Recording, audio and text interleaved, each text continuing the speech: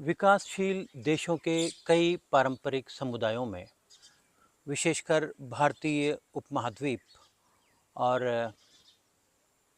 Africa में, विधवा होना महिलाओं के लिए सामाजिक मृत्यु के समान है।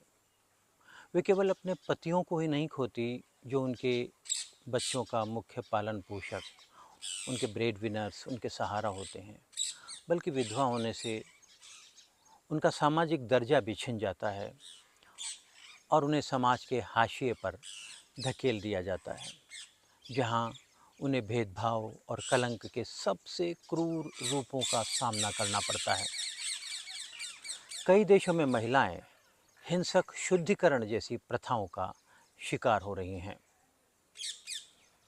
विधवा शुद्धिकरण या यौन शुद्धिकरण एक परंपरा है जो केन्या, जिम्बाब्वे, रुवांडा, युगांडा जैसे कई अफ्रीकी देशों में प्रचलित है, जहां पति के अंतिम संस्कार का समापन एक अंतिम रस्म के साथ होता है, जिसमें विधवा और उसके पति के किसी रिश्तेदार के बीच यौन संबंध शामिल होते हैं। इसका उद्देश्य मृत पति की आत्मा के साथ विधवा के बंधन को तोड़ना होता है। कहा जाता है कि ये प्रथा विधवा और गांव के बाकी लोगों को पागलपन या बीमारी से बचाती है। विधवाएं लंबे समय से इसे सहती आ रही हैं और पारंपरिक नेताओं ने इसे ग्रामीण अफ्रीकी जीवन की एक अडिग परंपरा के रूप में स्वीकार किया है। विधवा शुद्धिकरण सदियों पुरानी प्रथा है और ये इस विश्वास पर आधारित है कि पति की मृत्यु के बाद महिला पर आत्माओं का साया होता है। एक विधवा जो शुद्ध नहीं की गई है, पूरे समुदाय को आत्माओं से पीड़ित कर सकती है।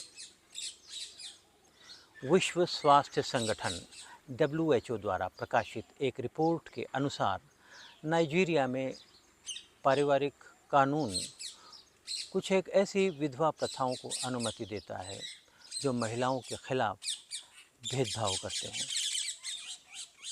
इनमें से कुछ नकारात्मक प्रथाएं हैं जो इस विश्वास से उत्पन्न होती है कि महिला की सुंदरता उसके पति में होती है।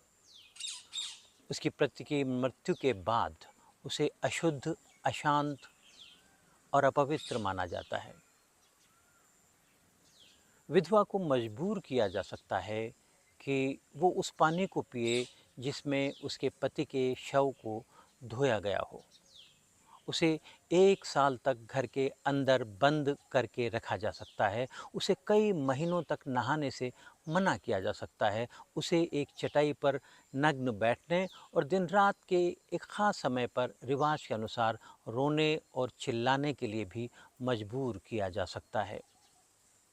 एक विधवा को ये रस्म तब तक निभानी पड़ती है जब तक कि उसे अपने पति के भाई या किसी अन्य रिश्तेदार द्वारा विरासत के रूप में स्वीकार नहीं कर लिया जाता है।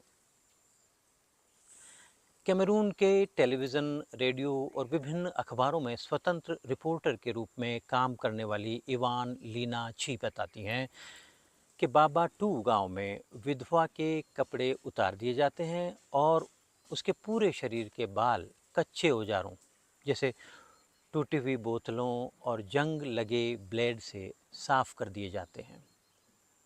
इसके बाद वो नंगे पांव चलती है, केले के पत्तों को फर्श पे बिछाकर उन पर सोती है और पत्तों पर ही खाना खाती है। ये आश्चर्यजनक है कि जब पुरुष विधुर बनते हैं तो उन्हें इस प्रकार की क्रूर, अमानवीय और अपमानजनक रस्मों का सामना नहीं करना पड़ता। जैसा कि इवोन लीना ची रिपोर्ट करती हैं कि ये दिलचस्प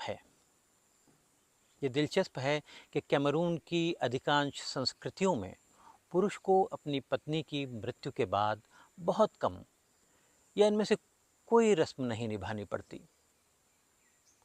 कुछ जनजातियों में पुरुषों को एक नई पत्नी दी जाती है ताकि उसकी मृत पत्नी की आत्मा रात में सोते समय उसे परेशान न करे।